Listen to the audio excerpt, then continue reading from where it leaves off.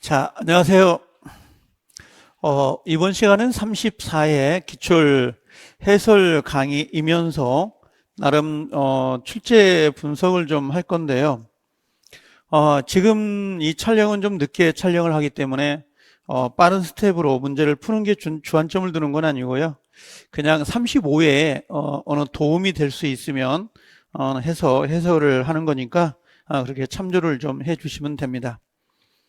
34회 기출문제는 전체적인 평은 33회 때보다 약간 난이성이 높아졌다고 전부 다 지금 각각 민법 선생님들이 이야기를 하고 있는데요. 출제 분석을 해보면 지금 민법은 거의 대부분들이 어디로 튈지 모르게 상당히 어려워지는 추세인 것 같아요. 출제 분석을 하는 것도 상당히 어렵지 않나 생각이 들긴 한데 요거부터 해보면 예전에는 상위 20% 정도, 그 다음에 중위 40%, 그 다음에 하가 한 40% 정도 문제가 배정이 됐기 때문에 실제는 중하고 하만 이렇게 공부를 해도 32문제 이상이 나오기 때문에 합격하는 데는 무리수가 없었습니다.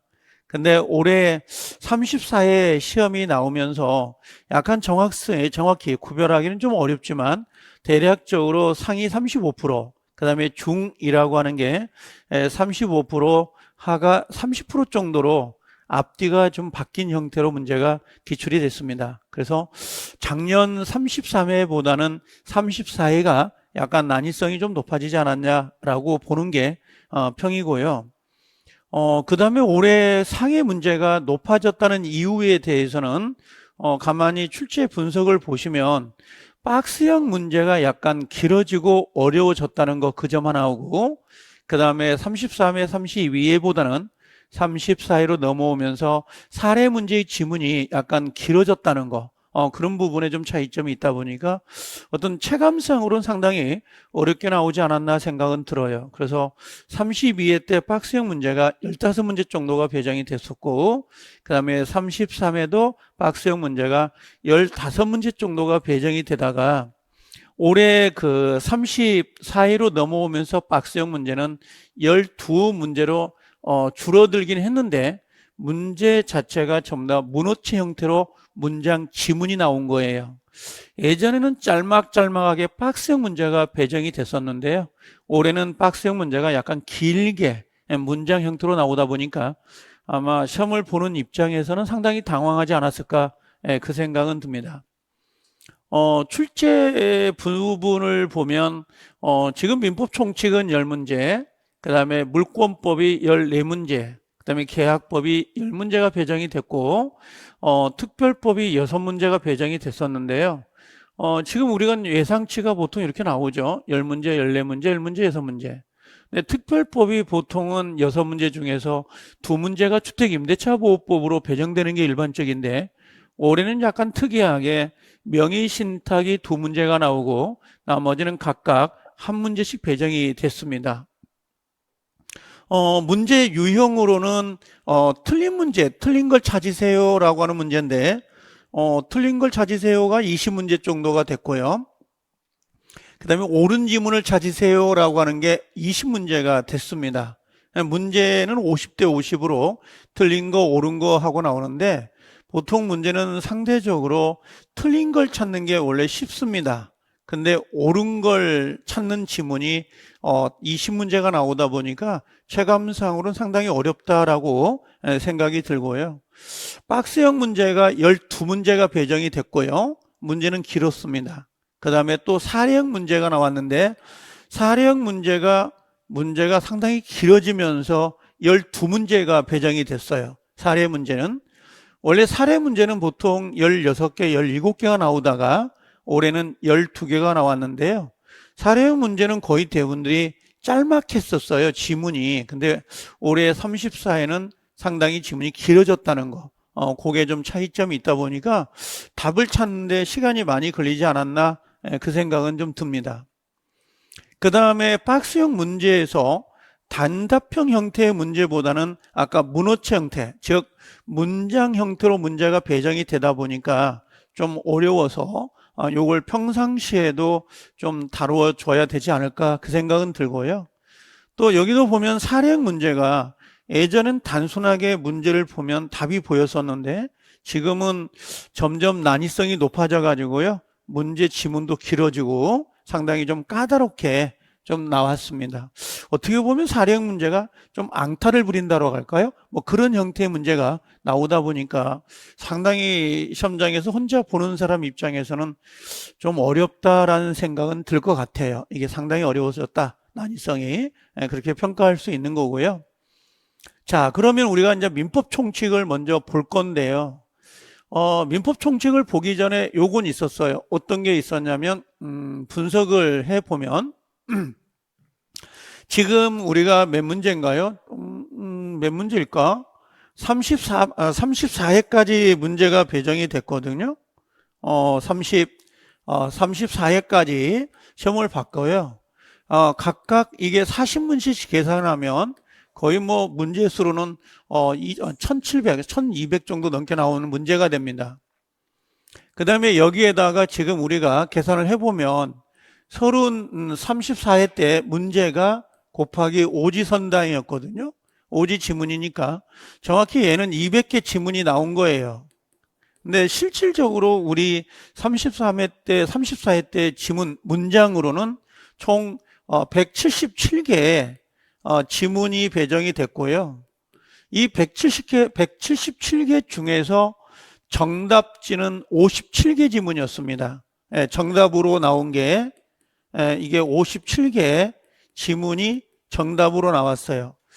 그럼 원래 40문제니까 문제 지문은 40개가 되어야 되는데 박스형 문제가 12문제 나오다 보니까 박스형 문제에서 정답으로 처리한 것까지 포함하니까 총 57개 지문이 정답이 됐고요. 여기에서 우리가 10년 동안 기출이 전혀 되지 않았던 부분이 있습니다. 기출이 전혀 되지 않고 새로운 판례가 배정이 되거나 다른 시험에 의해서 기출이 됐던 지문이 총 27개 지문이에요. 총 27개 지문 정도로 문제 난이성이 좀 나왔고 27개 지문 중에서도 정답으로 된 거, 이 27개 중에서도 정답으로 배정이 됐던 게 한 12개 정도 지문으로 정답 처리가 됐던 부분이에요. 그럼 27개는요, 10년 동안 우리 중개사에서 전혀 다루지 않았던 지문으로 배정이 됐는데, 그러면 이 지문에서 27개를 빼더라도 어떻게 보면 80%가 전부 다 기출된 지문이에요. 그래서 당황만 하지 않았다면 뭐 합격할 수는 있지만 실제는 시험장에 가면 하나의 지문이 나오더라도 잘 모르면 당황하는 케이스가 있거든요. 그래서 아마 당황하지 않았을까 그런 생각은 좀 들어요. 근데 막상 시험 끝나고 좀 한가해지고 그 다음에 기출문제, 우리 34회과 문제를 가만히 풀어보면 요게 우리가 배웠던 거구나 라는 생각을 뒤늦게 알 수가 있을 정도의 지문도 상당히 많이 배정이 됐었습니다. 자, 그러면 이제 요거 우리가 한번 보고요, 해설을 좀 해볼 건데, 권리 변동이 30회부터 쭉 나오다가 그 전에는 의미가 없어서 올해 34회 요게 하나가 나왔어요. 요게 이제 41번으로 문제가 배정이 돼서 하나가 배정이 됐었고요.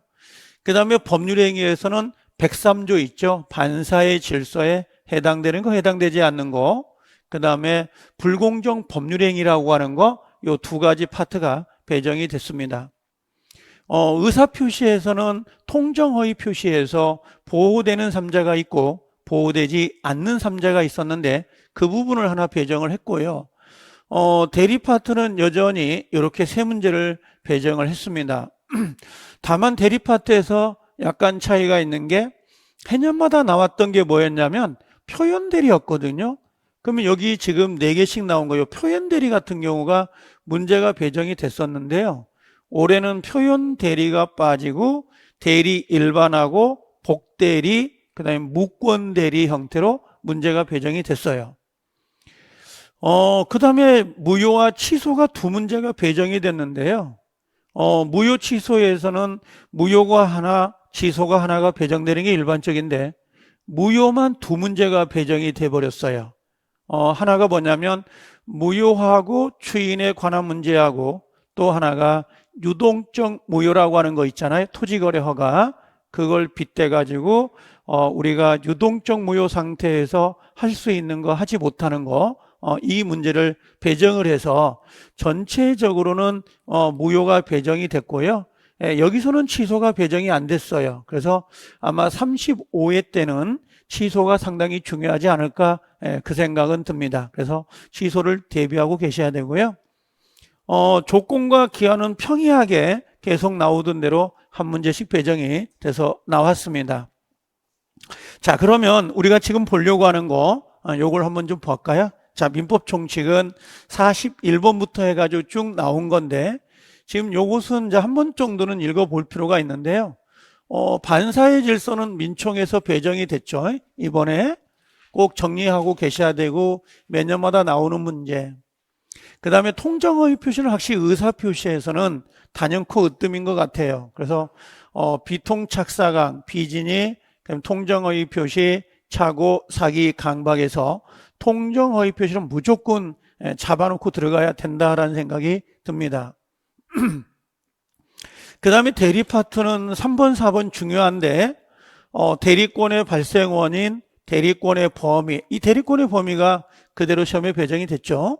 그 다음에 대리권의 제한, 대리행위 하자, 그럼 대리인의 능력이 출제가 되는 거니까 요것들은 조문하고 연결해서 기억을 할 필요가 있고, 무권 대리는 여김없이 나옵니다. 무권 대리는 무조건 사례형으로 문제가 배정이 된다 생각하고 접근을 하셔야 되고, 그 다음에 무효에서는 무효하고 취소 부분은 해년마다 배정이 됐는데요. 올해는 35회 때는 분명히 취소 부분이 배정이 될 거지만 34회 때는 취소 부분이 배정이 안 돼서 약간 의아한 문제 형태가 되었던 거예요. 취소가 빠진 것을 저도 처음 봤어요. 취소가 문제가 배정되지 않는 것을. 그래서 올해 35회 대비할 때는 이 취소 파트를 정확하게 기억하고 가셔야 할 필요가 좀 있지 않나 생각은 됩니다. 자, 41번부터 해서 정리가 될 건데요. 이게 여기서부터 민총이거든요. 근데 이게 지금 권리 변동 중에 관련된 부분인데, 마스터북에 이제 9페이지를 참조하면 되는데요. 자, 여기 보면, 비용 상환 청구권이라고 하는 게 있어요. 이 비용 상환 청구권은 임차인이 필요비, 유익비를 달라고 청구할 수 있는데, 얘는 순수한 의미에서 형성권이 아니고, 얘는 우리가, 청구권이다라고 해요. 이건 청구권이지 형성권이 아닌데, 우리 시험에서 아마 형성권이냐 청구권이냐고 물었던 문제가 없어요.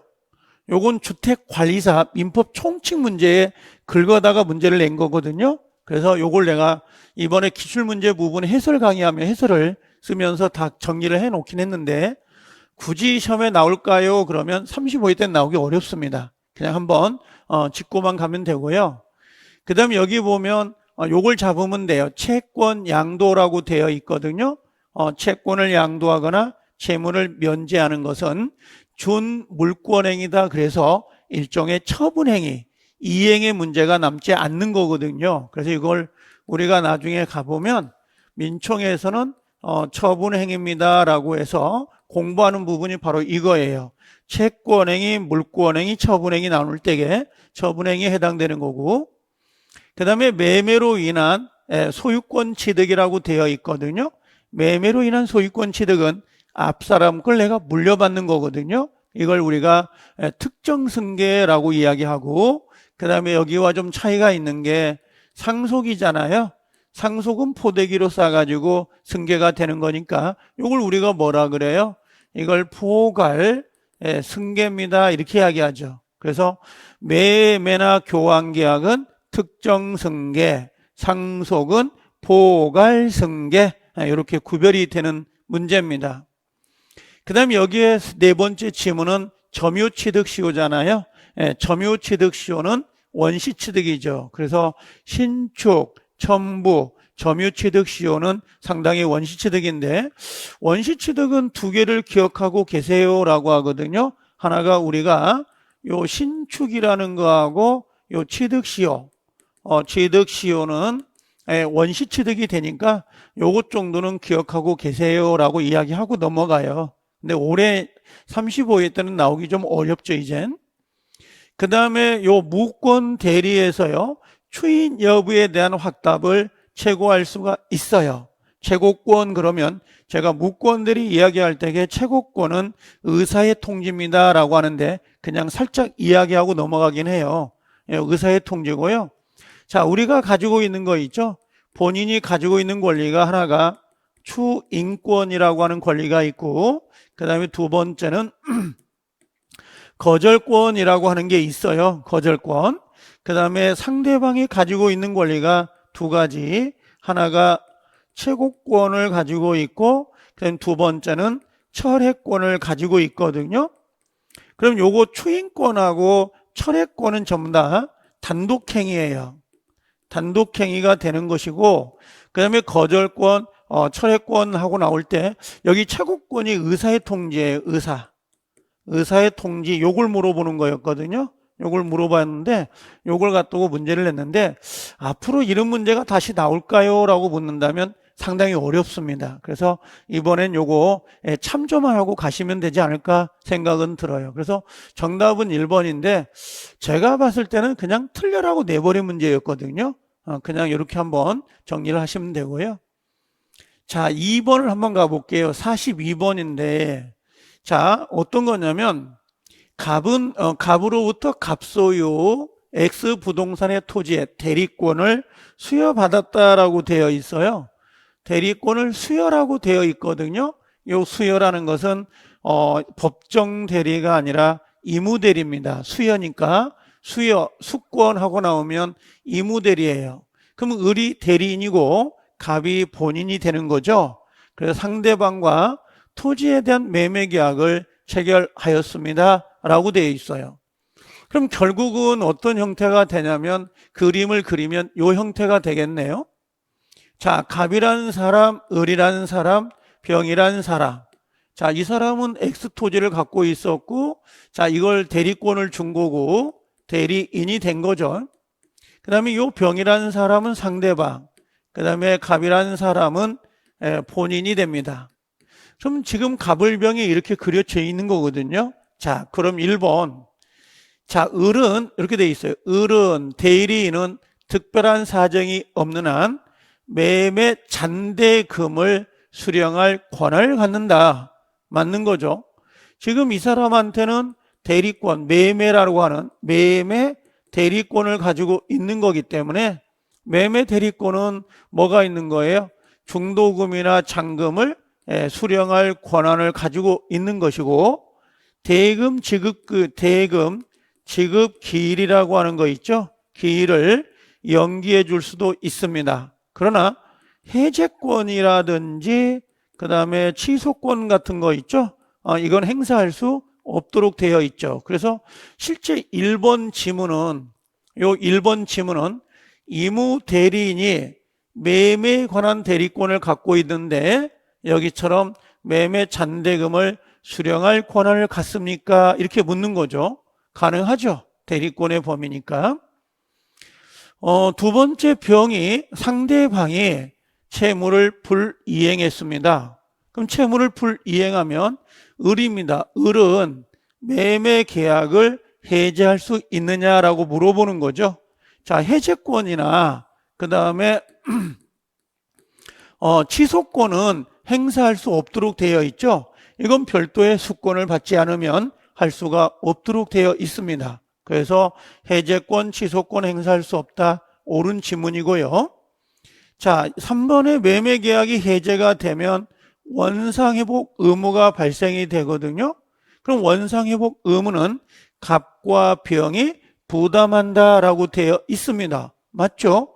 해제 효과는 본인에게 기속되는 거기 때문에 본인 갑하고 상대방 병이 부담을 하는 거지 을이라는 사람, 대리인이 부담하진 않습니다. 그래서 옳은 정답이 된 거고, 병이란 사람이 매매 계약을 해지한 경우에 병은 을에게 채무불이행으로 인한 손해배상을 청구할 수는 없어요.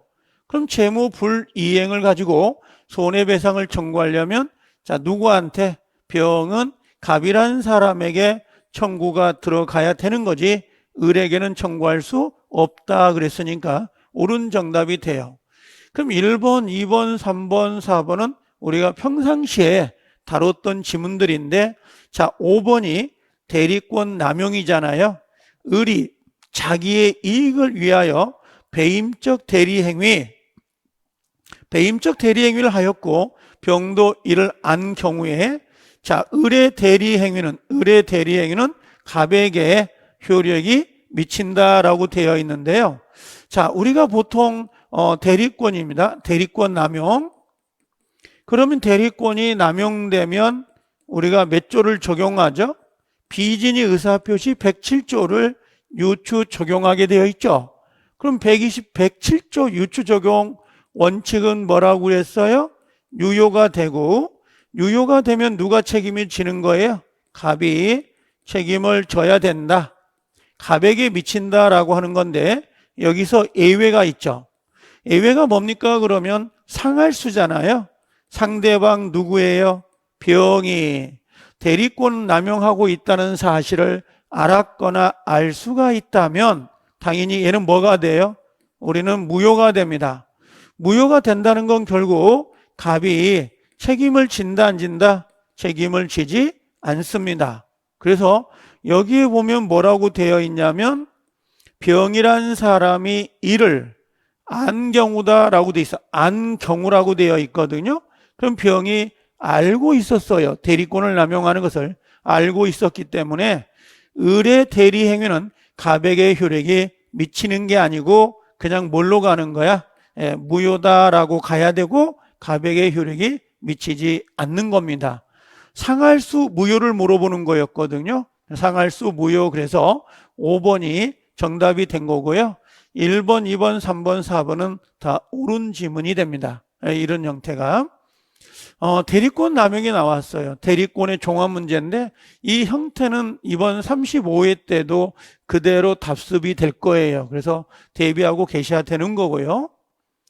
43번의 불공정 법률행위인데 이 불공정 법률행위는 3년 동안 문제가 배정되지 않아서 올해 반드시 나와야 될 문제였고 그래서 34회 때 문제가 배정됐는데 35회 때에도 조심을 하고 계세요.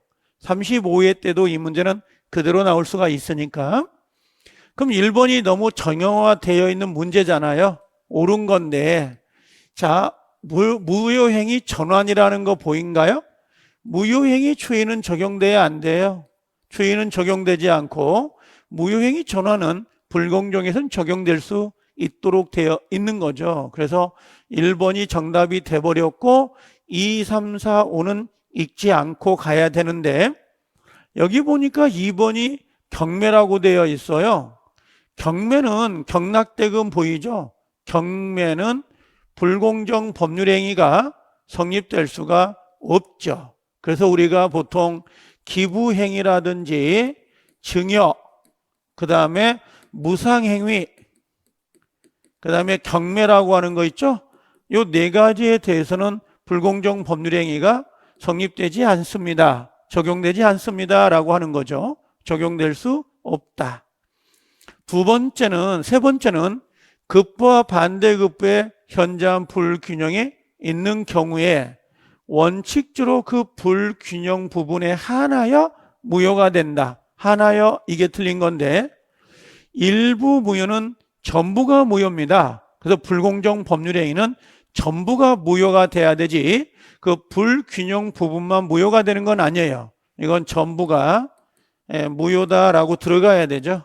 전부가 무효하고 들어가야 되고 네 번째는 항상 이야기했던 경무대를 물어본 건데요. 대리인에 의해서 법률행위가 공박 무경험이란 말 나오잖아요. 누구를 가지고 기준할 거냐. 그래서 경솔하고요. 그 다음에 무경험이라고 하는 거 있잖아요. 이걸 우리가 뭐라고 부르냐면 경무대 대 그래요. 경무대. 그래서 경솔과 무경험은 대리인이 기준이고 공박에 대해서는 본인이 기준이 되죠. 본인이 기준이 된다. 그래서 공박, 무경험 모두를 대리인을 가지고 기준해 주세요라고 하면 X가 된 거죠. 틀린 지문이 됩니다. 세 번째는 가장 중요한데 계약의 피해 당사자가 급박한 공공상태에 있었다면 그 상대방에게 폭리행위에 악의가 없다 하더라도 폭리행위에 악의가 없다라고 하는 건 뭐냐면 급부와 반대급부의 현저한 불균형은 있는데 뭐가 없다는 거예요? 폭리의사가 없다는 말이에요. 그럼 폭리의사가 없다면 불공정 법률행위가 성립될 수는 없어요. 그래서 반드시 폭리행위에 악의가 없다가 아니라 있어야 돼요. 있어야. 여기에 있어야 불공정 법률행위가 성립될 수 있습니다 라고 하죠. 그래서 급부와 반대급부의 현저한 불균형이 있다 하더라도 폭리의사가 반드시 있어야 불공정 법률행위로 다룰 수 있어요. 폭리행위에 악의가 없다면 불공정으로 다룰 수가 없다라고 보시면 되죠. 그래서 43번은 어떻게 보면 좀 편안하게 문제를 풀 수가 있는데요. 이 문제는 35회 때도 그대로 나올 수 있으니까 꼭 정리하고 계셔야 됩니다. 자, 대리 파트에서는 복대리가 문제가 배정이 됐는데요. 여기는 요게 있습니다. 자, 대리인입니다. 뭐 복대리는 당연히 의무대리인이죠. 그럼 복대리는 행위 능력자이어야 될 필요가 있다 없다? 행위 능력을 요하지 않습니다. 그럼 미성년자도 대리인이 될 수가 있다라고 보시면 되죠. 그 다음에 복대리는요, 본인에 대해서 대리인과 동일한 권리와 의무를 갖고 있습니다. 그 다음에 법정 대리인은 언제든지 복대리를 선임할 수 있는 거죠. 다만 책임이 무거워질 수 있다라고 하는 거고, 그 다음에 5번을 바로 풀어볼게요. 자, 대리권 소멸 후 표현 대리. 여기 129조 표현 대리인데요. 표현 대리에서 유일하게 나온 지문입니다. 당연히 복대리도 표현 대리가 성립될 수 있어요, 없어요? 있습니다. 자, 그런데 여기서 4번이 문제가 되는데요. 복대리를 선임하든 대리인을 선임하든 대리인 선임이나 복대리 선임 행위는 명시적, 묵시적 상관이 없어요. 근데 문제는 대리인의 능력에 따라 사업의 성공 여부가 결정된다고 되어 있어요. 그럼 사업의 성공 여부가 결정된다면 당연히 복대리를 선임할 때는 명시적으로 선임을 해야 돼요. 그래서 여기서 묵시적 승낙으로도 복대리를 선임할 수 있다라고 되어 있는데 여기 묵시적으로 무조건 복대리를 선임해 버리면 본인이 손해를 발생할 수가 있거든요. 그래서 사업의 성공 여부와 관계가 없이 복대리를 선임할 때는 명시적, 묵시적 상관이 없지만 복대리의 능력에 따라서 성공 여부가 결정된다면 당연히 본인의 명시적 승낙이 있어야 선임할 수 있도록 되어 있습니다. 그래서 여기는 명시적으로 승낙을 받아야 성립이 되는 거지, 선임할 수 있는 거지, 묵시적으로 복대리를 선임할 수는 없어요. 그래서 정답은 네 번째, 이 문제가 우리 판례에도 나와 있는 문제이긴 합니다. 그래서 이렇게 정리가 되는데 아마 이건 역으로 추론해도 되지 않을까 생각은 들어요. 역이라는 게 뭐냐면 1번, 2번, 3번, 5번 정도는 우리가 한 6개월 정도 공부하면 눈에 보이거든요. 그러면 거꾸로 답을 찾는 방법도 괜찮다라고 하는 거예요. 그렇게 찾아가야 돼도 상관이 없습니다. 자, 45번의 통정허위 표시, 의사표시에서 유일하게 나온 지문인데요. 통정허위 표시의 기초로 해서 새로운 법률상 이해관계를 맺은 제3자를 찾으세요라고 하는데 실질적으로는 여기 파산관제는 많이 보여요. 파산관제에는 당연히 보호되는 3자다. 다만 선의와 악의는 파산 채권자를 가지고 판단한다. 우리 판례 여러 번 이야기했던 내용이고, 그 다음에 보증인 나오잖아요. 보증인은 당연히 물상 보증이 됐던 보증인은 보호되는 삼자입니다. 그래서 후추상의 일손무익은 보호되지 않는데 그 사람을 제외한 나머지는 보호가 되는 거예요. 자, 여기서 이걸 한번 생각해 보자고. 갑이란 사람하고요, 을이란 사람이 둘이 통정을 했습니다. 둘이 통정해가지고 갑의 집이 넘어왔어요. 그럼 통정허위 표시는 당연히 무효인 거죠. 그럼 을도 소유권이 무효인 거예요. 이게 무효인데 요 을이라는 사람이 요 집을 누군가에게 병이라는 사람에게 매매를 통해서 넘겨준 거예요. 그러면 갑과 을 간의 계약, 갑과 을 간의 계약에 의해서 새로운 이해관계가 나온 거거든요. 그럼 이 사람이 선이면 이 사람은 보호되는 사람이에요. 원래 이 사람을 찾는 건데 디귿을 가만히 봐보세요. 이 디귿번은 거의 대부분들이 우리 중개사 시험에서 잘 인용을 하지 않는 것들인데, 찻주와 통정하여 가장소비대차 계약을 체결한 금융기관으로부터 그 계약을 인수했다라고 되어 있거든요. 그럼 계약을 인수했다라고 하는 것은 계약 자체로부터 새로운 이해관계니 나온 게 아니라 계약 자체를 인수를 해버린 거예요. 자, 예를 들어보면 우리 전대차에서 자, 갑이라는 사람 집이 있고 을이라는 사람이 예를 드는 겁니다. 임차인이에요. 그 임차인은 계약 당사자인데 이걸 전전세를 한 게 아니야. 전대를 한 게 아니라 임차권을 넘겨버린 거야. 누구한테? 병한테. 이걸 우리가 뭐라고 하냐면 양도했다 이렇게 이야기해요. 그러면 임차권을 양도받은 사람은 새로운 사람이 아니라 그 사람의 당사자예요. 그러니까 당사자, 여기 보호되는 삼자라는 것은 새로운 이해관계를 가져야 되는 건데, 얘는 그 계약 자체를 인수해버리는 당사자입니다. 당사자가 되기 때문에 얘는 삼자가 될 수가 없었던 거예요. 그래서 계약 자체를 인수한 사람은 새로운 사람이 아니기 때문에 여기서 말하는 삼자가 될 수 없었던 거예요. 그러면 기역과 니은은 무조건 들어가야 되잖아요. 근데 디귿이 들어가면 안 되는데 기역만 들어가 있으니까 1번은 안 될 거고, 그 다음에 기역은 알거든, 파상관진. 2번 기역이 안 들어가 있으니까 틀린 거고, 기역은 들어가 있고 니은이 들어가 있단 말이야. 기역이 안 들어가 있잖아요. 파상관진. 안 되는 거고, 기역은 들어가 있고 니은이 들어가 있는데 디귿이 들어가 있다고. 이건 틀린 건데 2번 박스형 문제 형태가 이 형태예요. 그래서 어렵다고 하는 게 뭐냐면 32회 때나 33회 때는 기역, 니은, 기역, 디귿, 니은 두 개씩 나오다가 이번 34회 때는 하나, 두 개, 세 개, 하나, 뭐 이런 형태로 문제를 배정하다 보니까 하나만 정확히 알면 예전에는 문제를 쉽게 찾을 수가 있었는데 지금은 하나만 알아가지고는 답을 못 찾아요.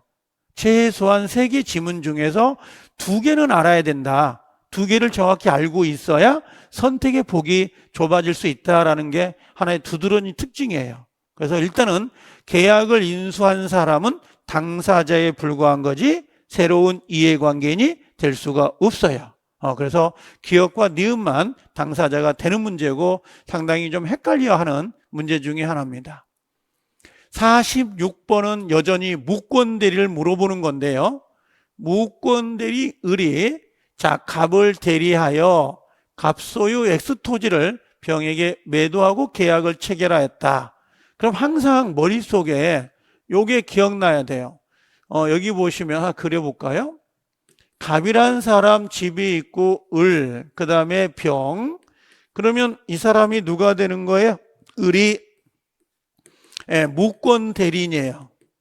무권 대리인입니다. 무권 대리는 무조건 우리가 그 사례형으로 문제가 배정되니까, 자, 본인이 가지고 있는 게 우리가 뭐라고 했죠? 추인권이 있고 두 번째가 추인, 거절권이 들어와 있는 거고요. 자, 상대방이 가지고 있는 권리 두 가지가 있잖아요. 채굴권이 있고, 두 번째로는 이건 철회권이 있는 거죠. 그 다음에 책임을 물을 수 있다 그랬죠. 책임을 물을 때는 미성년자, 제한 능력자가 아니어야 된다. 상대방의 선택. 그래서 제한 능력자가 아니어야 됩니다. 그다음 두 번째는 상대방이 선택을 합니다. 요게 내용이었고, 그 다음에 이분이 돌아가실 수가 있다 그랬죠. 그럼 상속을 받았습니다. 그럼 거절할 수 있다 없다? 끝털이 없다. 그래서 무권 대리는 최소한 이 정도는 알고 계셔야 문제를 풀 수가 있도록 되어 있는데 한번 대비해 볼까요? 자, 여기 그냥 상속이 보이는데 지금 옳은 걸 찾으라고 했네. 그럼 상속이 보이면 끝털이는 뭐예요? 거절할 수 있다가 아니라 거절할 수 없다라고 나와야 되죠. 신의칙이 위배되는 거니까 상속. 여기 또 상속이 나오네. 상속인인데 요건 달라요. 의미가. 지금 여기 보니까요. 을이 갑을 단독으로 상속을 했다 이렇게 돼 있거든요. 그러면 지금 요 지문은 요 그림을 좀 봐볼게요. 어떤 걸 의미하냐면 갑이란 사람이 요렇게 상속이 된 거예요. 을이 상속이 되면 요 계약을 거절할 수 없습니다. 요게 지금 2번 지문이에요. 3번 지문은 갑의 단독 상속인 무라고 되어 있어요. 그럼 이 을이 상속을 받은 게 아니라 여기에 누가 받았다는 거야? 무라는 사람. 요 무라는 사람. 무라는 사람이 상속을 받은 거예요. 그럼 이 사람은 본인과 같기 때문에 이 권리를 그대로 고스란히 갖고 있는 거죠. 무권 대리인이 상속을 받은 게 아니라 본인의 다른 상속자가 상속을 받았기 때문에 2번 지문인 갑의 무권 대리가 상속을 받은 게 아니에요. 상속자가 다른 사람이에요. 그때 요 상속인은 본인과 같이 주인권, 초인거절권을 그대로 행사할 수 있습니다. 그래서 병에 대해서 위 매매계약을 추인할 수가 없다라고 했으니까 X죠. 본인과 같은 거니까 추인권하고 여기서 추인권도 있고요. 그 다음에 추인, 거절권도 그대로 가지고 있는 형태가 돼요. 무권 대리인이 상속한 게 아니에요. 그 다음에 4번에 병은 을과 매매계약을 체결할 당시 을에게 대리권이 없음을 알았다는 거예요. 대리권 없음을 알았다 그러면 당연히 철회할 수는 없죠. 왜 그러냐면 철회권은 선의자만 행사하고 여기 채굴권은 선악을 불문하죠. 철회권은 누구만? 선의자만. 그럼 철회권은 선의자만 행사하는데 여기는 을에게 대리권이 없음을 안 경우에는 철회할 수가 있다가 아니라 철회할 수 없다라고 해야 되겠죠. 철회권은 선의자만 행사하니까. 그 다음에 5번의 포인트는 어디예요? 미성년자네. 그럼 미성년자에게는 책임을 물을 수가 없도록 되어 있거든요. 그래서 손해배상을 청구할 수 없다. 있다가 아니라 여기는 없다라고 해야 되죠. 그래서 미성년자에게는 책임을 물을 수가 없습니다. 제한 능력자가 아니어야 되기 때문에. 그럼 1번을 봐볼까요? 매매계약을 체결한 후에 갑이 누구예요? 본인입니다. 본인. 갑이 정에게 매도하고요. 소유권 이전 등기를 마쳤다면 당연히 갑이 을의 대리 행위를 추인하더라도 정은 유효하게 그 소유권을 취득한다라고 되어 있어요. 정답이죠. 왜 그러냐면 지금 갑이라는 사람이 X 토지를 누구한테 팔았어요? 정이라는 사람한테 매매해버린 거예요. 그리고 정이라는 사람 앞으로 이전 등기가 된 거잖아요. 이전 등기가. 그럼 지금 소유자가 누구예요? 정이죠.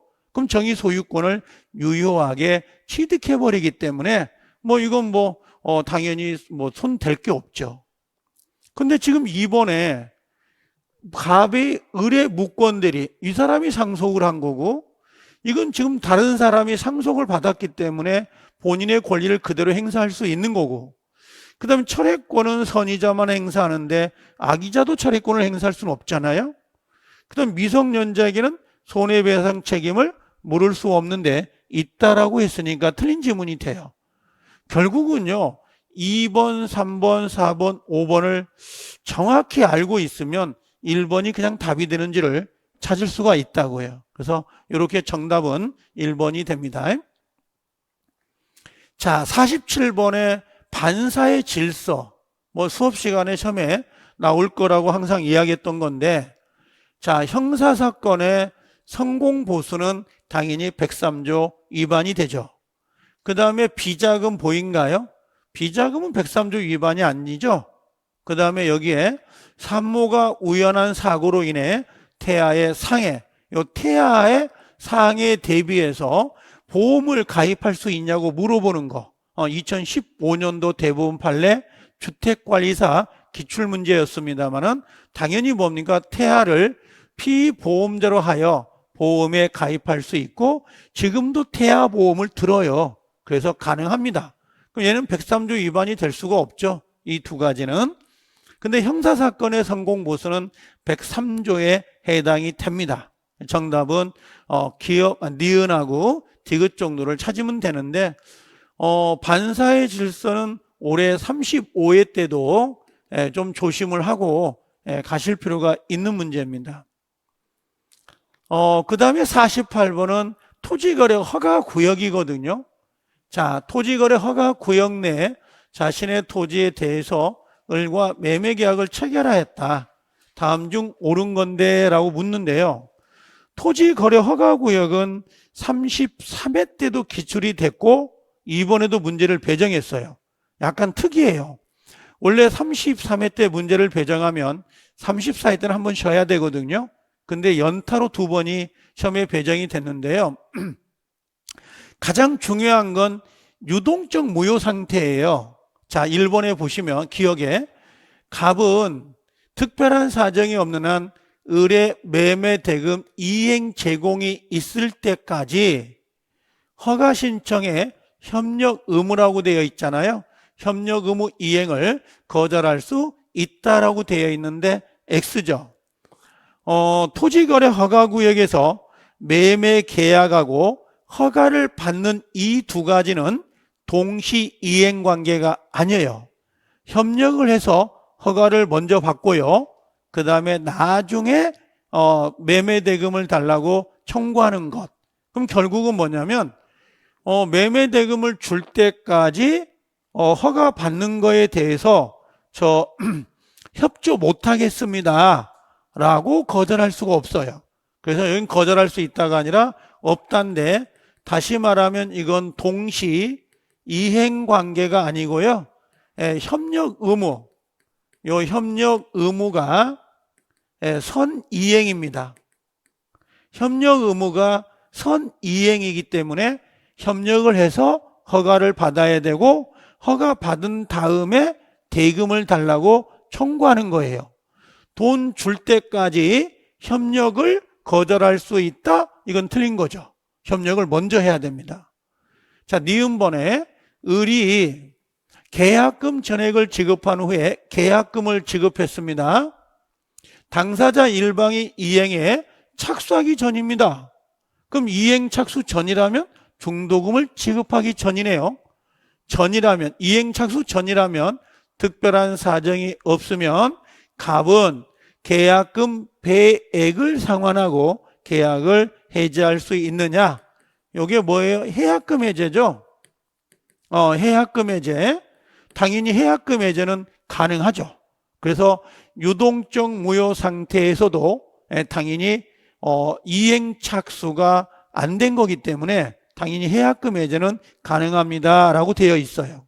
자, 심지어 우리 판례는 토지거래 허가 구역에서 허가를 받았다 하더라도 이행 착수가 아니기 때문에 당연히 해약금 해제는 가능합니다라고 되어 있거든요. 그럼 여기에 포인트는 어디가 포인트예요?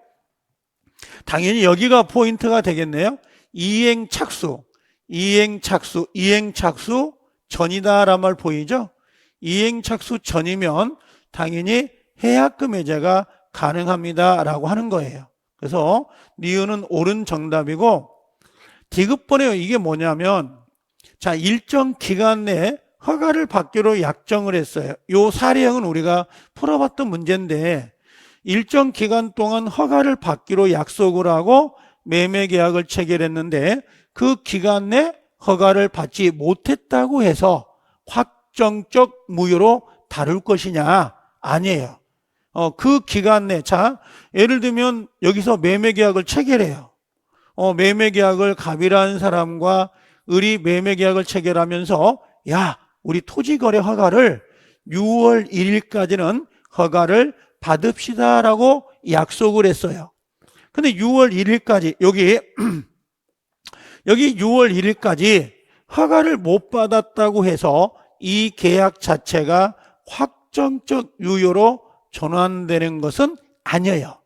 그 상태도 유동적 무효인 것이지, 유동적입니다. 여기가 유동적 무효가 되는 것이지 확정적 무효가 되는 것은 아니다, 이렇게 보시면 돼요. 그래서 일정 기간 동안 허가를 받기로 했고 그 기간이 경과돼서 허가를 받지 못했다 하더라도 유동적 무효인 것이지 확정적 무효가 될 수 없다라는 게 판례입니다. 그래서 지금 정답은 무조건 니은이 들어가야 되거든요. 니은이 무조건 들어가야 되고, 이 기억은 동시행 항변권이 없다는 걸 알아요. 협력 의무를 먼저 해야 되는 거. 그럼 기억은 무조건 틀린 거예요. 그럼 기억이 들어가면 무조건 뭐가 되는 거예요? X가 되는 거예요. 무조건요. 그 다음에 두 번째는 뭐냐면 니은은 무조건 들어가야 되잖아요. 근데 문제는 봐봐요. 들어갔죠? 여기도 4번도 니은이 들어간 거예요. 그럼 예전에는 3개 지문이 나올 때 하나만 정확히 알면 답을 고르는 형태로 박스가 나왔는데, 지금은 하나를 안다고 해서 무조건 답이 나오는 게 아니라고요. 문제 자체가 상당히 높아졌다라고 보시면 되죠. 정답은 지금 2번이 정답이 됩니다만, 자, 이렇게 나왔는데 올해 35회 때는 토지거래 허가 구역이 빠지지 않겠냐 생각이 돼요. 자, 39번을 한번 봐보, 49번을요. 49번이 이게 부관인데 조건 기한입니다. 조건과 기한에 관한 문제인데, 조건 기한은 우리가 보통 봤던 내용들이에요. 그래서 이거 1번에 보면 조건이 선풍기라고 되어 있죠. 예를 들면 우리가 첩계약이라는 거, 첩계약을 맺으면 뭘 주겠다? 집을 증여하겠습니다라고 약속을 한 거예요. 그러면 첩계약인 조건만 무효가 되는 게 아니고 이 첩계약도 무효가 되고 증여계약도 무효가 되죠. 이건 전부가 무효입니다라고 해서 정답은 1번이 정답이 되는 거지만, 자, 2번에 보면요. 법률행위 조건이 붙어 있는지 여부는 조건의 존재를 주장하는 사람, 조건이 있었잖아. 조건이 있다고 주장한 사람이 증명 책임을 져야 되고, 기한은 동그라미 누구의 채무자의 이익을 위한 걸로 추정한다라고 되어 있죠. 그래서 이 지문은 어디가 중요한 거예요? 당연히 여기죠. 채무자의 이익, 이게 채권자로 바뀌면 안 되는 거고, 추정한다라고 되어 있죠. 추정한다, 요 지문. 여기하고 요게 두 가지가 포인트가 되니까 요건 좀 조심하고 계세요라고 수업 시간에도 좀 이야기하죠. 4번의 조건부 법률행위에서 기성 조건이 누구하고 만난 거죠? 해제 조건하고 만난 거잖아요. 그럼 보통 기해무 해가지고 박스를 꼭 외우시라 그러거든요. 요건 뭐 당연히 155조 이 사망을 가지고 시험에 낸 거고요.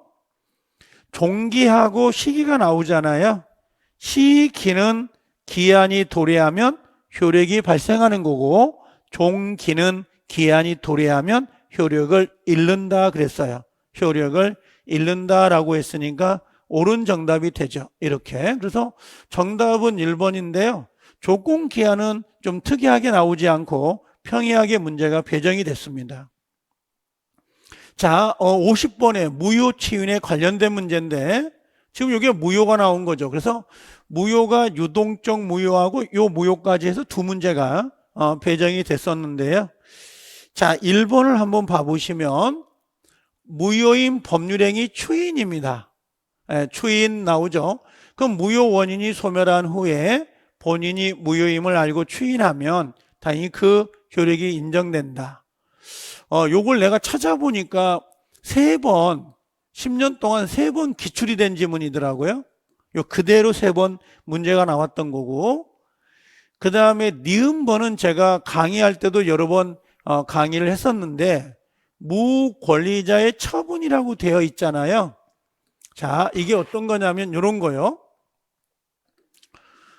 여기서 어떤 거냐면 갑이라는 사람과 을 간에 계약을 했고, 요 매매 계약이 무효가 됐어요.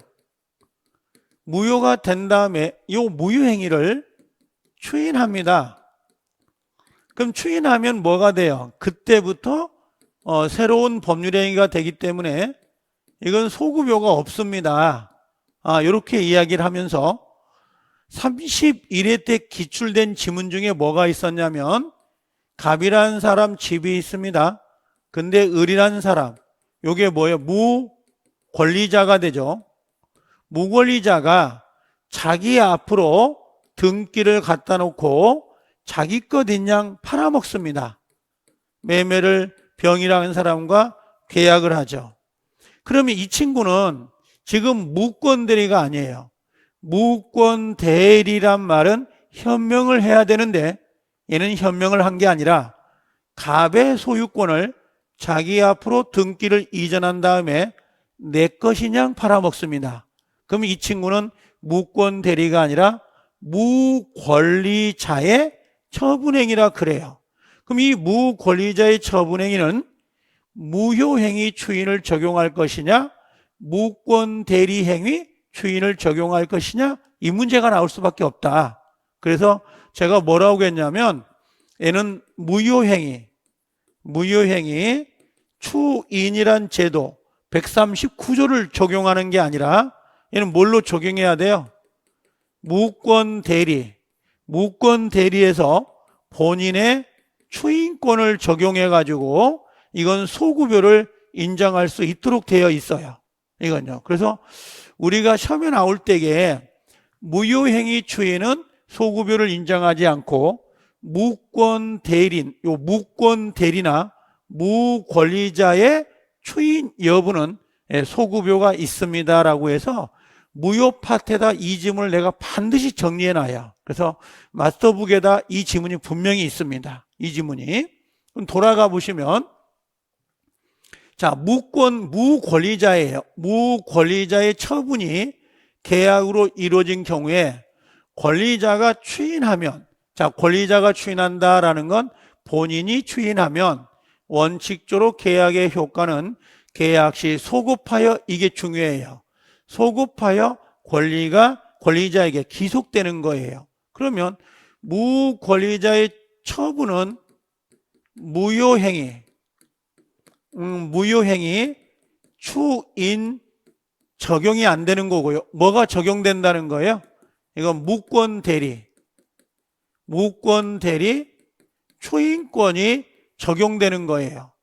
무효행위 추인은 소급효가 없고 그 다음에 무권대리 추인은 소급효가 있는 거기 때문에 우리 판례는 이걸 적용합니다. 그래서 이것도 여러 번 수업 시간에 이야기했던 문제고, 그 다음에 디귿번에 자 여기 보면 양도 금지 특약에 위반하여 무효인 채권 양도, 자 이게 뭐냐면 이게 좀 까탈스러웠을 것 같은데 갑이라는 사람이 있고요. 갑과, 근데 여기서는 참 재밌는 게 기역과 니은은 그냥 답이 나오거든요.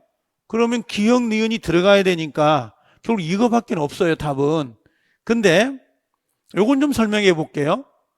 갑과 을이 있는데 얘한테 1억을 빌려줬어요.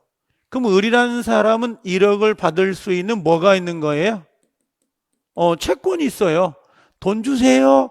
1억을 받을 채권을 갖고 있는 채권자인데 요 둘 간에 뭐 했냐면 이 채권, 너 있잖아. 그 1억 받을 채권 있잖아. 이걸 누구에도 양도하지 말자. 양도를 하지 말자고 약속을 했어요. 약속을 했는데 이 친구가 약속을 위배해가지고 양도를 해버린 거야. 1억을 받을 권리를 당신이 행사하세요 하고 채권, 요 1억짜리 채권을 병이라는 사람에게 양도를 했어요. 그럼 당연히 양도는 무효인 거죠. 왜? 양도 금지 특약이 있으니까. 양도를 하지 말자고 약속을 했는데 그걸 위반해가지고 채권을 양도한 거니까 당연히 무효가 되는데, 이때 누가요? 요 채무자가 승낙을 해버린 거야. 채권 양도했어? 그럼 채권 양도했으니까 그럼 그렇게 내가 돈을 병한테 갚을게요 라고 요 갑이라는 사람이 승낙을 해버리면 요 승낙시부터 효력이 발생이 되는 거예요. 그래서 채권 양도 금지 특약이 있다 하더라도 채권을 위법하게 양도가 됐다. 근데 채무자가 이걸 승낙해버리면 승낙시부터는 효력이 발생이 됩니다. 그래서 기억과 니은 디귿 정답이 되는 문제였는데요. 디귿을 모른다 하더라도 답은 찾을 수 있도록 되어 있었던 부분이에요. 그래서 여기까지가 민법 총책 총 10문제가 배정이 됐던 거니까 한번 참조를 해 주시면 될 것 같고, 자, 그 다음에 물권법인데요. 참 물권은 총 14문제가 배정이 됐습니다. 34회 때는 확실히 여김없이 물청이 들어갑니다. 무조건 물청이 한 문제 이상은 꼭 들어가는 부분이에요. 그래서 35회 때도 물권적 청구권은 꼭 공부를 해 놓으셔야 돼요. 그 다음에 등기 부분인데 33회 때는 등기가 전혀 배정되지 않았거든요. 해년마다 두세 문제가 배정이 됐었는데 33회 때 배정되지 않다가 제가 작년에 강의하면서 이 등기 파트는 꼭 보고 가시라. 최소한 2문제 정도는 배정이 되는 문제이기 때문에 체크하셔야 되고, 점유권은 무조건 한 문제가 배정이 됐는데요. 이게 거의 대부분이 점유자와 회복자 관계예요. 거의 100%가. 그래서 공부할 때 점유자와 회복자 관계 있죠? 201조, 202조, 203조 상당히 중요한 거니까 그거 좀 조심을 하고 계셔야 되고, 소유권이 약간 패턴이 바뀌었어요. 원래 소유권이 이상하게 지금 2문제밖에 배정이 안 됐거든요. 35회 때는 100% 3문제가 배정이 될 겁니다. 한 문제는 뭐냐면 무조건 점유취득시효예요. 무조건 점유취득시효는 무조건 배정이 됩니다. 거의 안 빠지고 배정이 된 거였고, 그 다음에 한 문제가 공동소유인데요. 참 특이한 게 33회 때 합의하고 총유를 냈는데 올해도 합의 문제를 냈어요. 그럼 35회 때는 합의라는 문제가 나오긴 어렵고 이번은 공유가 나오지 않겠냐. 진짜 공유 사례 문제가, 요걸 좀 대비하고 계셔야 될 부분이에요. 그래서 취득시효, 점유 취득시효하고 공유 문제는 무조건 나온다 생각하면 돼요. 이번 35회 때는. 그 다음에 용익물권, 지상권, 지역권, 전세권, 지상권, 지역권, 전세권, 지상지역 전세. 지상지역 전세는 똑같이 한 문제씩 배정이 됐습니다. 그래서 지지전이라고 하는 거 있죠? 요게 해년마다 한 문제씩 배정이 된다라고 보시면 되고요. 그 다음에 담보물권은 유치권이 한 문제 올해, 그 다음에 저당권은 3문제가 배정이 됐어요. 저당권에서는 공동저당이 나오지 않고 일반 저당 2문제하고 그 다음에 근저당권이 배정이 됐었습니다. 여기서 근저당권이 빠졌거든요. 33회 때 여기도 빠졌단 말이에요. 근데 근저당권을 넣어가지고 결국은 3문제를 만들어냈습니다. 그래서 올해 근저당권은 좀 조심을 하고 역시 갈 필요가 있는데요. 아무래도 소유권, 용익물권, 담보물권에다가 좀 치중을 해서 가셔야 될 필요가 있어요. 민법이 난이성이 높아지긴 했습니다. 근데 부동산 학개론이 상당히 어려워진 부분이 있잖아요. 그래서 앞으로 1차는 민법은 어느 정도 정형화돼 있다 보니까 민법은 그 상태를 계속 유지할 거예요. 거의 유지하고 갈 것 같고, 그럼 난이성 조절은 결국은 1차에서는 부동산 학개론 손 못 대게 하는 계산 문제 정도에다가 난이성을 조절해 가지고 당락을 결정하지 않을까. 그건 약간 생각이 들어요. 그래서 될 수 있으면 학개론도 열심히 해야 되겠지만 민법도 좀 점수를 어느 정도 맞춰놔야, 점수를 좀 넘겨가지고 학개론의 문제가 좀 어렵다 하더라도 포인트를 맞추지 않을까, 그 생각은 듭니다. 자, 그럼 우리가 51번부터 물권법이라고 하는 거 있죠? 좀 더 풀다가 좀 제가 쉬어보겠습니다만은, 자, 여기 나온 것처럼 물권적 청구권은 무조건 하셔야 돼요. 5년 동안 물권적 청구권이 한 번도 빠진 적이 없습니다. 두 번째, 33회 때만 물권 변동, 즉 등기가 빠졌던 거고요. 항상 등기는요, 무조건 시험에 배정됩니다. 이때만 빠진 거고, 등기는 꼭 2문제, 3문제가 배정이 되기 때문에 요 물권 변동과 등기 여부 꼭 정리를 하고 계셔야 되고요. 올해는 이게 빠졌죠. 점유의 추정력이라고 해서. 그래서 내년에 35회 때는 선의점유자, 악의점유자, 점유 추정력을 꼭 기억하고 가셔야 되는 부분이고, 그 다음에 아까 이야기했던 것처럼 점유자와 회복자 관계는 너무 당연해요. 이건 한 번도 빠지지 않고 시험에 배정되는 거기 때문에 점유자 회복자 관계는 꼭 정리하고, 그 다음에 점유취득시효는 무조건 한 문제가 배정됩니다. 5년 동안 빠진 적이 없습니다. 그렇게 정리하면 되고, 그 다음에 지상권, 지역권, 전세권 개념, 그다음 유치권의 성립 요건, 그다음 저당권, 근저당권 하고 정리하면 되는데요. 저당권에서 약간 어려운 게 공동저당인데, 공동저당은 지금 나오지 않은 게 좀 됐죠. 그래서 나온다 하더라도 웬만하면 안 풀고 넘어가는 게 더 이로울 수 있습니다. 그래서 물권법은 이 정도 포인트를 잡아가지고 정리를 좀 하실 필요가 있습니다. 자, 51번. 점유자 회복자 관계. 점유권에서는 단골이죠. 이건 100% 해놔야 됩니다. 만약에 점유권을 틀렸어요, 그러면 무조건 이 문제는 나와요. 그 다음에 35회 때 점유의 추정력을 꼭 조심하고 가셔야 되거든요. 자주점유로 추정한다. 선의점유자로 추정한다. 꼭 정리해야 되는데, 자, 여기 보니까 점유물이 점유자의 책임 있는 사유로 멸실된 경우 선타라고 되어 있잖아요. 무조건 타주란 점유가 나오면, 선이든 악이든 타주란 단어가 보이면 무조건 현존이 아니라 여기는 전부 배상입니다. 전부 배상을 해야 된다. 타주가 나오면 전부 배상, 타주가 나오면 전부 배상이고요. 그 다음에 비용상환 청구권이 있잖아요. 비용상환 청구권은 선이든 악이든 상관없이 모두 청구할 수 있죠. 그래서 선악을 불문하고 비용을 청구할 수 있습니다 라고 보시면 돼요. 그럼 당연히 악의 점유자는 과실을 수취할 수 없으니까 당연히 필요비 청구권이 당연히 나올 수밖에 없는 거죠. 여러분들 선의 점유자 있잖아요. 선의 점유자는 과실을 수취할 수 있기 때문에 통상의 필요비를 청구하지 못합니다 라고 하지만, 여기는 악의 점유자예요. 그럼 악의 점유자는 과실을 수취할 수가 수취권이 없기 때문에 악의 점유자가 비용을 들였다면 통상의 필요비는 당연히 청구할 수 있는 겁니다. 2번이 옳은 정답이 되고, 그 다음에 상환기간 허여라는 제도가 나와 있거든요. 그럼 상환기간 허여는 필요비가 아니라 이 자리에 뭐가 들어갔으면, 유익비가 들어갔으면 당연히 맞았는데, 필요비는 상환기간 허여 제도가 없는 거잖아요.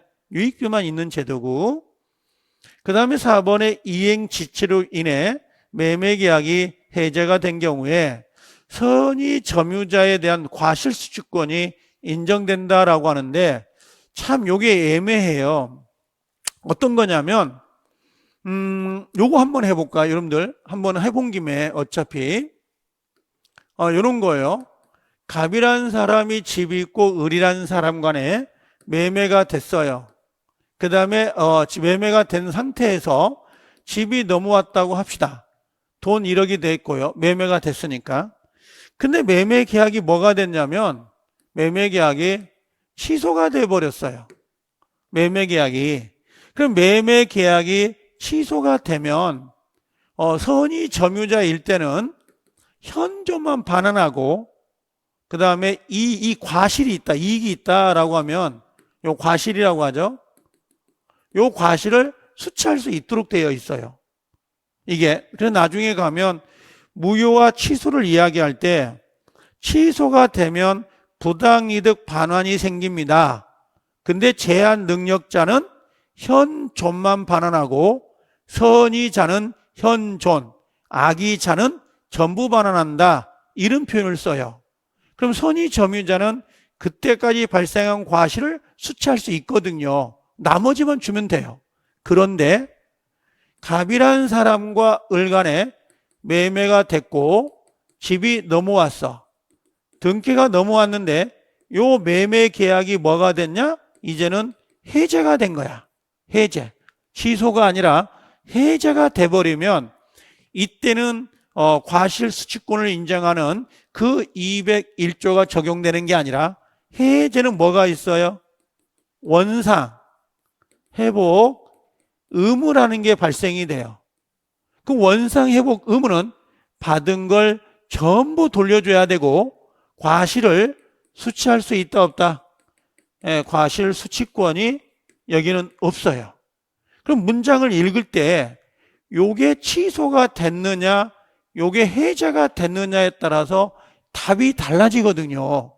근데 이걸 구별해서 설명을 해줬으면 좋았겠다 그 생각은 좀 들긴 하더라고요. 그래서 우리가 따로따로 띄워가지고 매매계약이 취소가 됐어요 이 표현하고 매매계약이 해제가 됐어요 라고 할 때는 엄연히 효과가 좀 달라요. 그래서 매매계약이 여기는 해제가 됐다고 했거든요. 어디 갔지? 여기 해제. 계약이 해제가 됐습니다. 그러면 과실수취권을 인정하는 게 아니라 원상회복이 먼저 적용되죠. 원상회복이. 그럼 원상회복 의무가 적용된다는 건 받은 거 전부를 반환해 줘야 돼요.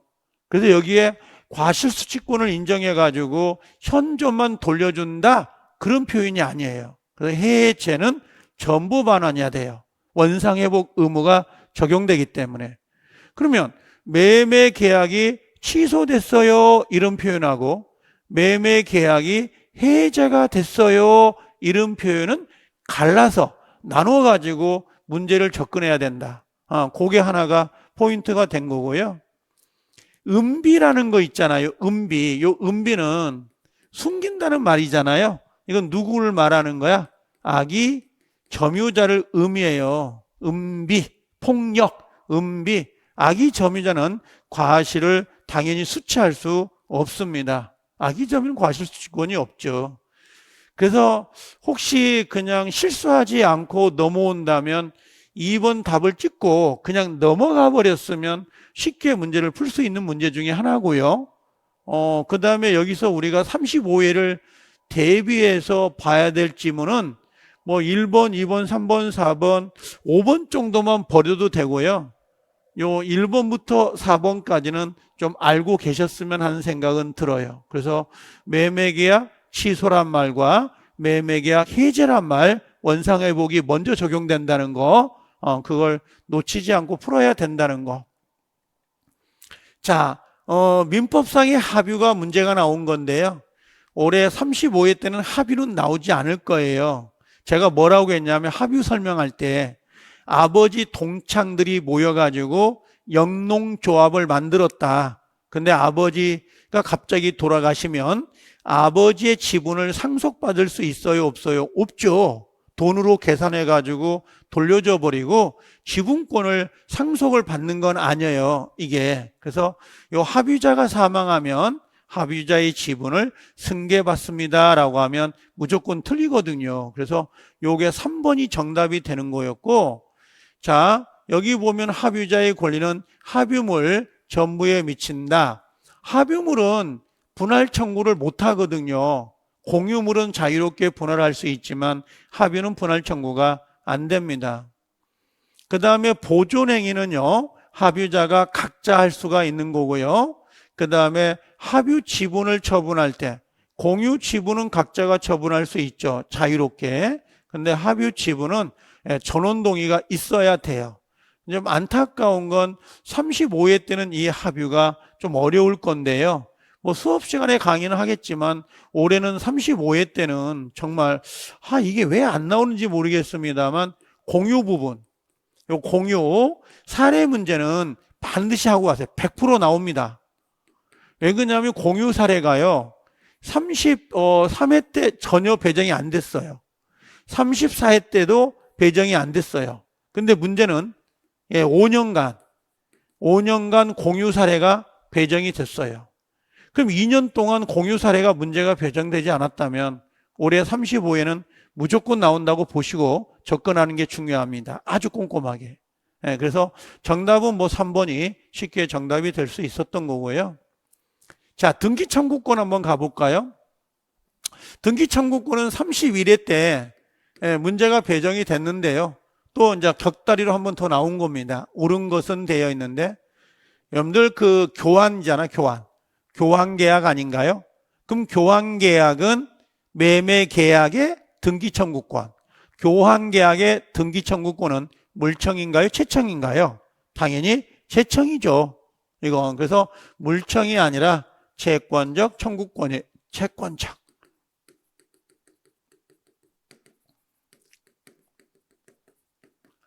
그래서 소유권을 가지고 있는 자가 청구하면 물청이지만 매매라든지 교환 같은 경우는 소유권이 없는 자가 등기를 해달라고 하는 거니까 당연히 채청이죠. 자, 그 다음에 요것도 많이 다뤘던 지문 아닙니까? 점유취득시효가 완성으로 인하여 이전 등기 청구권을 양도할 때 통지만 있으면 되는 거고요. 승낙까지 받을 필요 있다 없다? 없어요. 그래서 우리가 그 중간 생략 등기를 이야기할 때 중간자의 매매로 인한 중간자의 등기 청구권을 최종 양수인에게 양도하고 통지하고 승낙을 받아야 직접 청구할 수 있다. 그럼 매매로 인한 등기 청구권을 양도할 때는 승낙을 받아야 되지만 점유취득시효로 인한 등기 청구권은 승낙을 받을 필요가 없습니다. 그냥 일반적인 채권 양도 통지만 해도 됩니다 라고 했어요. 통지만으로도 대항력이 생긴다. 등기 청구권이 나온다 이 말이에요. 등기를 청구할 수 있습니다. 뭐만 있으면요? 통지만 있으면. 승낙까지는 요하지 않습니다. 자, 여기 우리 그냥 전형적인 문제 아닙니까? 매수자가 부동산을 인도받았어. 그리고 점유 사용합니다. 그럼 원래 매수자의 등기 청구권은 채권적 청구권이잖아요. 그럼 소멸시효가 걸리죠. 10년짜리. 근데 뭐 하고 있다면 점유 사용하고 있다면 시효가 진행되지 않습니다. 그리고 점유 승계를 했다 하더라도 시효가 진행되지 않는다. 그래서 시효로 소멸하지 않는다라고 했으니까 세 번째가 옳은 정답이고 뭐 수업 시간에 많이 했던 내용이죠. 자, 점유취득시효는 물청인가요, 채청인가요? 당연히 채청이죠. 그럼 채청은 10년짜리 소멸시효에 걸리지만 뭘 하고 있다면 점유를 계속하고 있다면, 여기가 포인트죠. 점유를 계속하고 있다면 시효가 진행되지가 않습니다. 그래서 소멸한다 그랬으니까 X. 자, 5번에 나왔네. 중간생략 등기, 매매로 인한 등기 청구권 양도는요, 통지만 있으면 안 되죠. 이거 중간생략 등기 생각해야 돼요. 그래서 양도하고 그 다음에 통지하고 그다음에 뭘 받아야 돼요? 승낙을 받아야 등기를 넘겨주세요 라고 청구할 수 있거든요. 그러면 5번은요 2번하고 5번 두 개를 비교하면 되겠네요. 점유취득은 뭐만 있으면, 통지만 있으면 대항력이 생기고, 매매로 인한 중간생략 등기 요건 승낙까지 받아야 대항력이 생긴다. 이렇게 정리하면 되죠. 그래서 2번하고 5번 두 개를 비교하는 판례였고 답은 그냥 3번 하고 쉽게 나올 수 있는 문제입니다. 자, 물권적 청구권은 항상 문제가 배정이 되는데요. 자, 물권적 청구권 틀린 것은 1번. 정답은 너무 쉽게 나와버렸어요. 저당권은 점유해야 안 해요? 안 하지. 그럼 끝허리에 반환 청구권. 그렇죠? 요걸 돌려주세요. 반환 청구권을 인정하지 않는단 말이에요. 방해 제거하고 방해 예방은 인정되는데 반환은 안 되잖아요. 그래서 이 저당권은 반환 청구가 안 된다 해가지고 항상 지역권하고 저당권은 반환 청구가 안 됩니다. 이렇게 외우잖아요. 두 가지는. 진정 명의 회복은 뭐예요?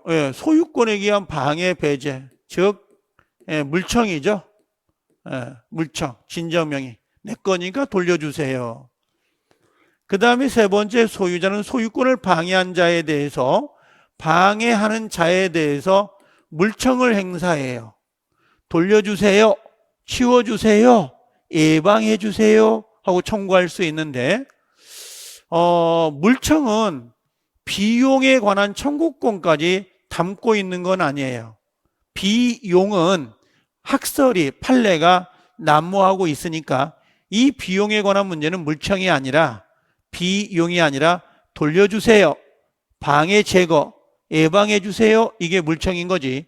비용을 누가 부담할 것이냐의 문제를 해결하는 게 아닙니다. 비용과는 아무 관계가 없고 미등기 모가 건물의 양수인은 소유권에 의한 방해 배제를 청구할 수 없어요. 이유는요. 양수인이 누구죠? 매수인이에요. 그럼 매수인은 등기를 안 했단 말이에요. 무허가 한 말이에요. 무허가. 그럼 등기를 안 하고 무허가면 이 사람은 소유자인가요? 아닌가요? 소유권이 없는 사람이에요. 소유권이 없는 사람이 소유권에 기해서 물청을 행사한다? 어불성설이죠. 말도 안 되죠. 그 다음에 소유권에 기한 방해 배제 청구권은 현재 계속되고 있는 방해 원인을 제거하는 거에 이유가 있는 거지 결과하고는 상관없어요. 결과가 아니라 원인입니다. 원인.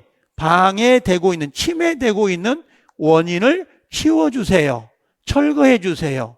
그 원인을 제거하는 걸 내용으로 합니다. 그래서 결과를 그러면 틀리지만 원인을 제거하는 거 돌려주세요. 반환해 주세요. 그게 목적이에요. 근데 아마 시험장에서 54번을 풀 때 2, 3, 4, 5는 안 읽었을 거라고 봐요. 그냥 저당권 나오면 점유를 안 하니까 반환 청구할 수 없잖아요 하고 찍고 가버려야 되거든요. 이게 그래서 지역권하고 저당은 반환 청구가 안 됩니다. 우리는 기억할 게 뭐냐면 35에도 물청은 반드시 나온다 생각하고 접근을 하셔야 돼요. 자, 55번 점유 취득시효에 관한 설명으로 옳은 것인데요. 자, 여기 보면 국유 재산 중 일반 재산이 시효 완성 이후에 행정 재산으로 바뀌어버린 거예요. 아까운 거죠. 취득시효를 완성해서 그때만 해도 일반 재산이기 때문에 취득시효가 가능한데 등기를 가져오기 전에 행정 재산으로 바뀌어버린 거예요. 그러면 취득시효를 주장할 수 있느냐? 그러면 주장할 수 없습니다. 그래서 요건 안 되는 거고, 그 다음에 이번에 시효 완성 당시 소유권 보존 등기가 무효라면 그 등기 명의는 원칙적으로 시효 완성을 원인으로 한 소유권 이전 등기 청구에 상대방이 될 수 없다라고 되어 있는데, 자, 요것도 우리 수업 시간에 많이 했던 거죠. 자, 요렇게 갑이 소유자가 되고 을이 점유자가 되죠. 여기 20년 시효를 완성을 했습니다. 완성을 했는데 여기서요. 여기 등기장의 소유자가 누구예요? 갑이잖아요. 우리가 시효를 완성하면 등기를 누구한테 청구하죠? 완성 당시 소유자. 그러면 완성 당시 소유자는 갑인데요. 갑이 위조가 되고 이 사람이 가짜라는 거야. 가짜. 그럼 가짜 소유자에게 시효를 주장할 수 있다 없다? 없단 말이에요. 진정 명의자를 대신해 가지고 말소하고 진정 명의자에게 등기를 청구해야 되지 요 가짜에게는 할 수 없거든요. 그럼 다시 읽어보면 시효 완성 당시 소유권 보존 등기가 무효라는 거야. 그럼 그 사람은 소유자가 아니잖아요. 소유자 아닌 사람에게 소유권 이전 등기의 상대방이 될 수는 없습니다. 왜? 이 사람은 가짜니까. 가짜. 시효 완성 당시 소유권 보존 등기가 무효라잖아요. 무효. 가짜라잖아요. 그럼 그 사람은 소유자가 아니잖아요. 소유자 아닌 사람한테는 등기를 청구할 수가 없단 말이에요. 세 번째, 시효 완성 이후에 점유자 명의로 소유권 이전 등기가 종료되기 전에 부동산 소유 명의자는 점유자에 대해 점유로 인한 부당이득 반환을 청구할 수 있다. X가 되죠. 왜 그러냐면 여기가 갑이 소유자고 을이 점유자가 되고 자 20년 시효가 완성됐어요. 그럼 이 친구는 당연히 시효를 주장해서 등기를 청구했는데 갑이라는 사람이 등기 넘겨줄 테니까 너 20년 동안 내 땅 사용했잖아. 부당이득으로 내놔 라고 청구할 수 있겠냐 이거죠. 어차피 을이라는 사람이 등기를 갖추면 소급하여 소유권을 취득해버리기 때문에 처음부터 자기 소유물을 점유 사용한 거거든요. 그래서 부당이득이 나오면 안 돼요. 부당이득 반환을 청구할 수 있다 그러면 X가 됩니다. 왜요? 소급하여 소유권을 취득하기 때문에 그래요. 그래서 소급하여 소유권을 취득하기 때문에 당연히 부당이득 반환을 청구할 수 없도록 되어 있습니다. 4번에 미등기 부동산에 대한 시효가 완성된 경우 자 점유자는 당연히 등기 없이는 소유권을 취득하지 못합니다. 그래서 245조 1항에 등기를 갖춰야 권리를 취득합니다. 그 다음에 시효 완성 전이라고 되어 있거든요. 완성 전에 부동산을 압류했습니다. 그럼 부동산 압류는 점유 상태를 박탈하는 제도가 아니기 때문에 자 계속적으로 뭐예요? 시효는 중단된다 그랬으니까 X가 되는데요. 요게 좀 어려우면 요거 한번 해볼까요? 요런 거요. 지금 요게 을이라는 사람이 점유자가 돼서 20년을 향해 가고 있습니다. 갑이라는 사람이 소유자고요. 근데 만약에 여기에 갑이라는 사람에게 누군가 돈을 빌려주고 A은행에서 돈을 받을 유량으로 이 토지를 압류하거나 가압류했다고 합시다. 그럼 압류, 가압류했다고 해서 을의 점유 상태를 박탈한 게 아니에요. 박탈하는 게 아니기 때문에 이 사람의 요 기간, 요 시효가 중단됩니까? 라고 소가 제기된 거예요. 그랬더니 중단되지 않습니다. 라고 판결이 떨어진 거고 그래서 요것도 우리 모의고사에도 몇 번 다뤘던 지문이긴 합니다. 그래서 압류가 되더라도 시효 중단 효력이 되지 않습니다. 전체적으로 보면요. 안 다룬 지문은 없어요. 다 우리가 수업 시간에 평상시 했던 지문들이죠. 이렇게 좀 정리가 된 거고요. 올해 요 문제는 좀 쉬웠죠. 등기를 하는 거, 등기를 안 하는 거. 요걸 좀 찾아주세요 그랬는데 상속은 등기해야 안 해요. 없어도 취득한다라고 되어 있고 우리가 187조는 등기를 요하지 않는 판결. 무슨 판결이죠? 형성 판결은 등기해야 안 해요. 등기를 안 해도 권리를 취득하죠. 그 다음에 경매라고 되어 있거든요. 강제 경매. 경매는 당연히 뭐예요? 대금을 완납하면 권리를 취득하는 거기 때문에 등기가 없어도 가능하다라고 되어 있고요. 자, 그 다음에 요게 문제인데, 요게 제가 뭐라고 빗대서 이야기했냐면, 공유물 분할 청구 소송을 제기했다가 중간에 화해로 조서가 작성되는 경우가 있다. 그럼 이 조서라, 화해 조서가 뭐냐면 합의예요, 합의. 합의로 조서가 작성돼서 소유권을 취득하려고 하는데 화해 조서도 일종의 판결이에요. 근데 이 판결은 합의에 의한 판결이기 때문에 일종의 무슨 판결이에요? 이행 판결이에요. 이행 판결. 그래서 화해 조서, 이행 판결이기 때문에 이 친구는 등기를 해야 돼, 안 해야 돼요? 해야 돼요. 등기를 해야 권리가 발생되는 것이었고, 4번이 정답이 됐던 거고요. 신축은 등기를 안 해도 권리를 취득할 수 있도록 되어 있어요. 근데 4번 지문을 잘 이해하지 못한다 하더라도 상속 등기 안 되죠. 형성 판결 등기 안 하죠. 그 다음에 경매 등기 안 하죠. 신축 5번에 등기 안 하니까 결국은 뭐 4번밖에 남을 수밖에 없어요.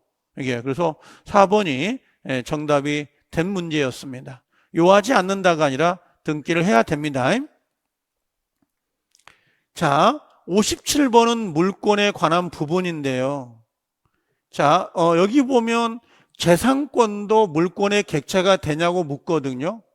원래 물권의 객체는 물건입니다. 근데 예외적으로 우리가 지상권이나 전세권에다가 뭘 잡죠? 저당권을 설정할 수가 있어요.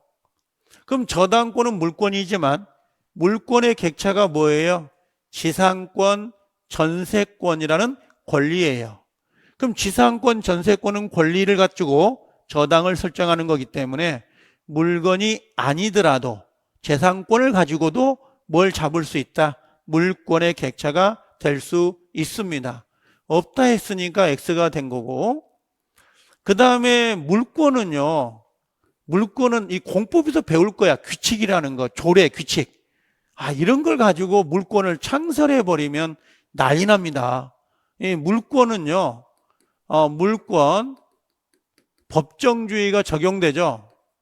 물권 법정주의가 적용되기 때문에 반드시 법률 또는 관습법이에요. 관습법. 관습법 이외에는 물권을 창설할 수 없도록 되어 있는데 무슨 조례나 규칙을 가지고 물권을 창설해버리면 난리 납니다. 세 번째, 구분소유 건물, 우리 아파트, 집합건물, 건물 등기부상 표시에서 전유 부분이 있어요. 나만 쓰는 공간 501호. 전유 부분의 면적이 잘못 표시됐네. 그럼 무슨 말이에요? 원래는 32평에 살고 있었는데 등기부상에 28평으로 등기가 되어 있는 거예요. 그럼 이거 잘못된 거잖아, 등기가. 그럼 이건 뭐예요? 이 소유권 보존 등기를 말소하는 게 아니라 얘는 경정 등기를 해야 되죠. 원시적으로 부동산의 등기와 실제 권리 관계가 일치하지 않는다면 경정 등기를 해야 되죠. 그래서 경정 등기를 해서 등기를 해야 되는 거지, 뭐 보존 등기를 말소해버리고 새로운 보존 등기를 한다, 그런 건 공시법에 없습니다. 이건 경정 등기를 해서 이걸 수정하게 되어 있습니다. 그래서 정답은 3번이 정답이 되는 거고요. 그 다음에 일필지 일부에 대해서도 지상권의 객체가 될 수 있다, 없다? 있죠. 지상권, 지역권, 전세권은 일부에 대해서도 성립이 됩니다.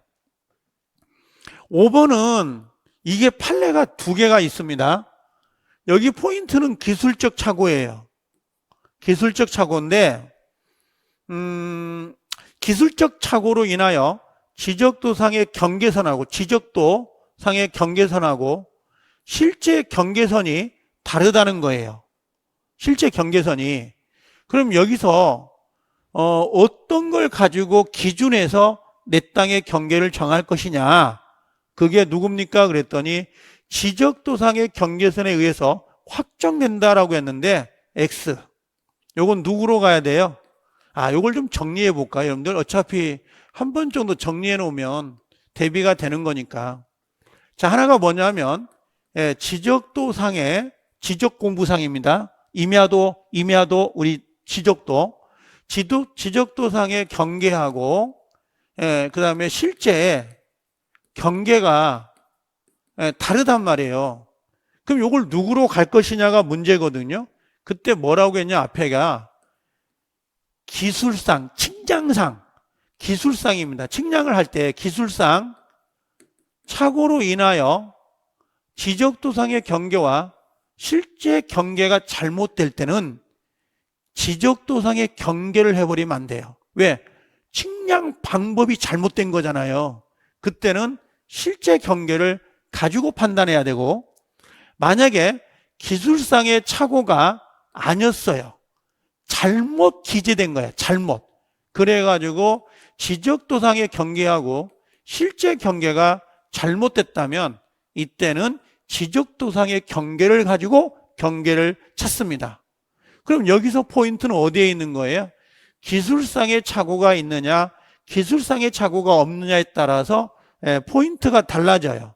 요거냐, 요거냐가 달라지는 거예요. 요게. 그래서 만약에 기술상의 착오가 없이 이 지문이 없는 상태에서 지적도상의 경계와 실제 경계가 다를 때는 지적도상의 경계를 우선 적용한다. 가야 되는 거고, 그 다음에 기술상의 착오로 인하여 지적도의 경계와 실제 경계가 다르다 보면 실제 경계를 가지고 경계선을 판단하게 되어 있습니다. 그래서 여기에 정답은 5번이 정답이 되지만 좀 헷갈릴 수 있는 지문이긴 해요. 3번에서 답을 못 찾으면 3번 아니면 5번에서 가장 많이 고민을 했을 거라고 보여집니다. 그래서 한 번 정도 봐주시면 되고요. 자, 조금 쉬었다가 1시간 더 정리할게요. 좀 쉬었다 오실래요?